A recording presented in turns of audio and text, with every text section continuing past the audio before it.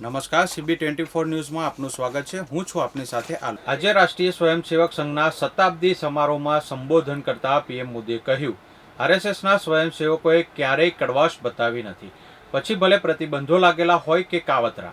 આરએસએસનો મંત્ર રહ્યો છે કે જે સારું છે, જે ઓછું સારું છે, એ બધું જ આપણું છે।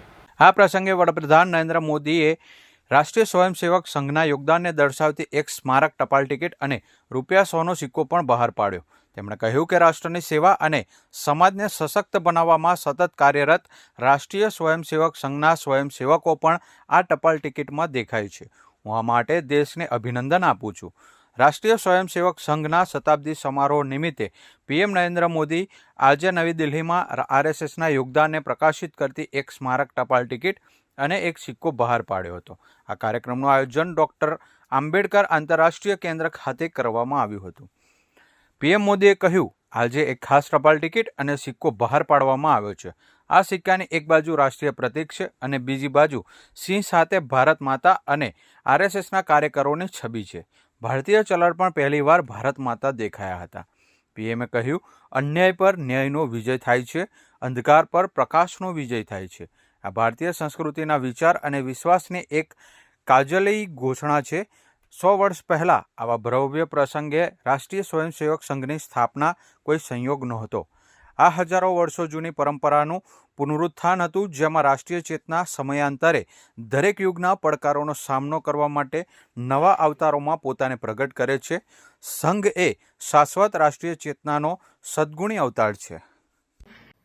संघ की 100 वर्ष की इस गौरवमयी यात्रा की स्मृति में आज भारत सरकार ने विशेष डाक टिकट और स्मृति सिक्के जारी किए हैं। 100 रुपये के सिक्के पर एक और राष्ट्रीय चिन्ह है और दूसरी ओर सिंह के साथ वरद मुद्रा में भारत माता की भव्य छवि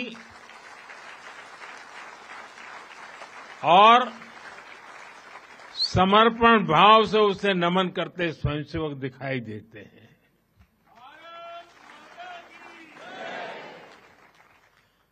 भारतीय मुद्रा पर भारत माता की तस्वीर संभवतः स्वतंत्र भारत के इतिहास में पहली बार ऐसा हुआ है।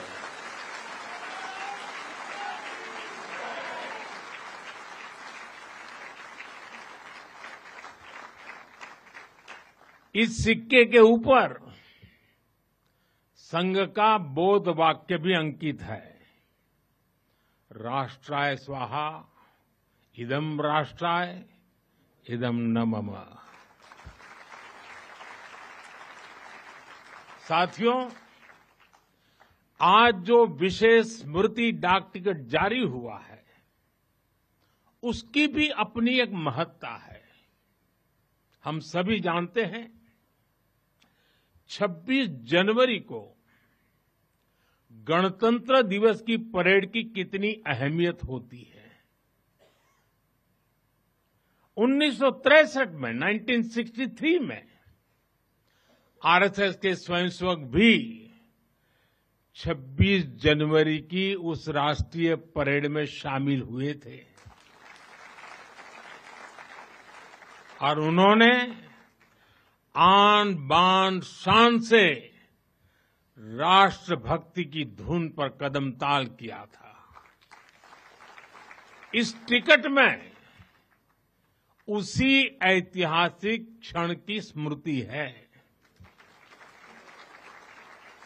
राष्ट्र साधना की इस यात्रा में ऐसा नहीं है कि संघ पर हमले नहीं हुए, संघ के खिलाफ साजिशें नहीं हुई। हमने देखा है कैसे आजादी के बाद भी संघ को कुचलने का प्रयास हुआ, मुख्य धारा में आने देने का और उसे न आने से रोकने का अनगिनत षड्यंत्र हुए। परम पूज्य गुरु जी को झूठे केस में फंसाया गया, उन्हें जेल तक भेज दिया गया।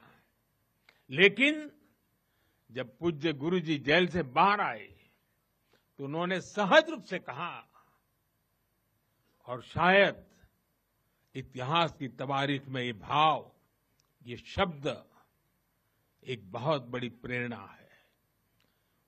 तब परम पूज्य गुरुजी ने बहुत सहजता से कहा था, कभी कभी जीभ दांतों के नीचे आकर दब जाती है, कुचल भी जाती है, लेकिन हम दांत नहीं तोड़ देते, क्योंकि दांत भी हमारे हैं और जीभ भी हमारी है। आप कल्पना कर सकते हैं, जिन्हें जेल में इतनी यातनाएं दी गई, जिन पर भांति भांति के अत्याचार हुए, उसके बाद भी परम पूज्य गुरु जी के मन में कोई रोष नहीं था, कोई दुर्भावना नहीं थी। यही परम पूज्य गुरु जी का ऋषि तुल्य व्यक्तित्व था। उनकी यही वैचारिक स्पष्टता संघ के प्रत्येक स्वयंसेवक के जीवन के मार्गदर्शक बनी।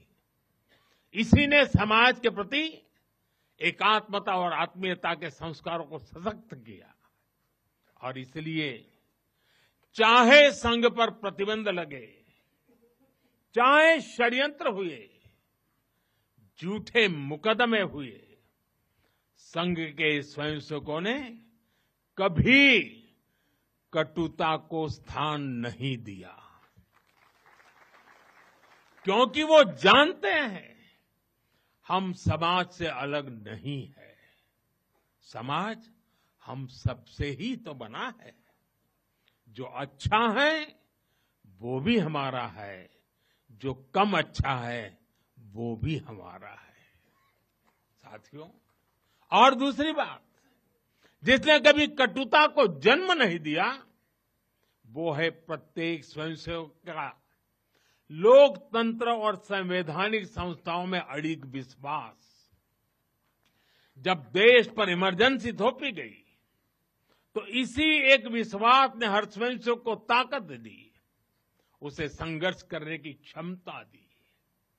इन्हीं दो मूल्यों, समाज के साथ एकात्मता और संवैधानिक संस्थाओं के प्रति आस्था ने संघ के स्वयंसेवकों को हर संकट में स्थित प्रज्ञ बना के रखा, समाज के प्रति संवेदनशील बनाए रखा।